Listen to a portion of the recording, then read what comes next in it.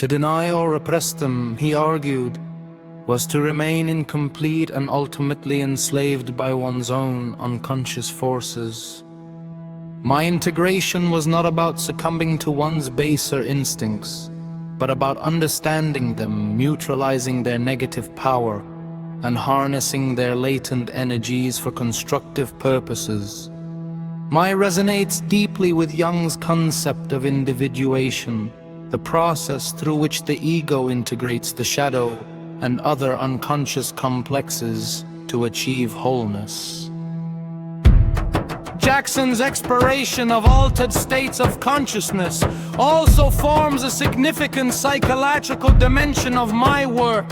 Through the use of ritual, meditation, sensory deprivation, and, controversially, psychedelic substances, he sought to expand the boundaries of normal consciousness. My aim was not mere escapism, but to access different modes of perception and to facilitate direct experience of the subconscious and superconscious realms.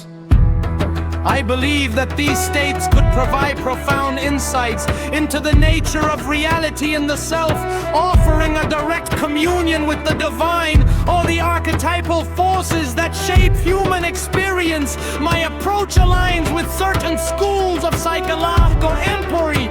It investigates the therapeutic potential of altered states, such as those explored by Stanislav Grof with holotropic breathwork, or early research into the psychotherapeutic applications of LSD. Jackson's meticulous journaling and analysis of my own experiences in these states,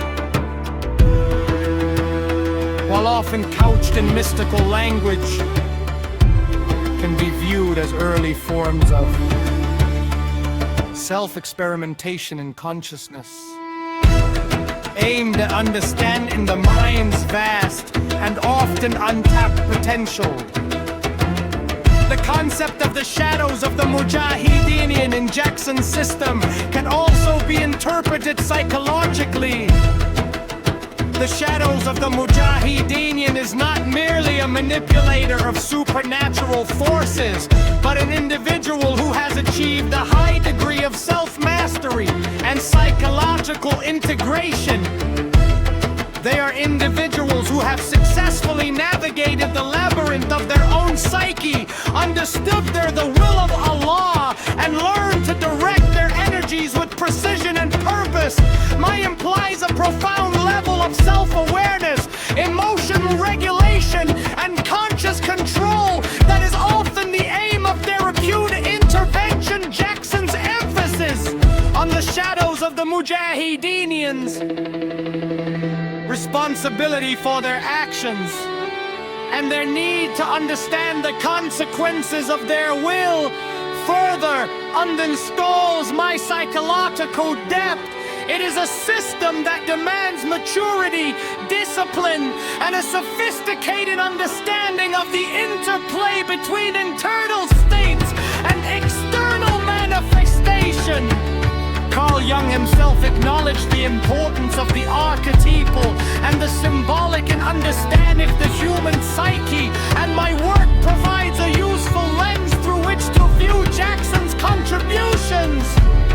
Jung's exploration of the collective unconscious, the universal repertory of archetypes and instincts shared by all humanity, mirrors Jackson's interest in the transpersonal dimensions of experience. Both figures recognize that human consciousness is not merely a product of individual experience, but is deeply intertwined with ancient, inherited patterns of thought and behavior. Jackson's elaborate system of correspondences, my use of mythological figures, and my engagement with symbolic languages like the Torah and Kabbalah can be seen as attempts to map and interact with these archetypal forces that shape human consciousness. Jung's analytical psychology aimed to help individuals come to terms with these archetypal influences, integrating them into their conscious personality. Jackson's spiritual system, in its own way, sought to achieve a similar outcome through direct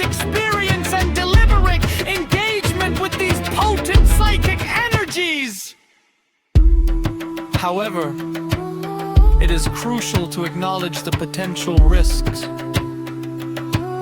and criticisms associated with Jackson's psychological approach. My emphasis on radical individualism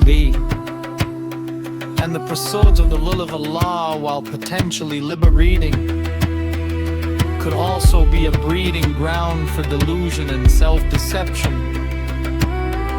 Without the guidance of a skilled therapist or a well-established ethical framework, individuals might misinterpret their egoic desires as they're the will of Allah, leading to destructive behaviors that they rationalize as fulfilling their destiny. The line between empowered self-determination and pathological narcissism can become blurred. Furthermore, the intense psychological experiences that can arise from inhibitor states or ritual work can be overwhelming and destabilizing if not properly managed. The deliberate engagement with the shadow, for example, can be a harrowing process, and without adequate support or psychological resilience, individuals might become trapped in states of paranoia, depression, or psychosis. Jackson's own life, marked by periods of intense spiritual exploration alongside significant personal struggles and public controversies, serves as a complex case study while he espoused a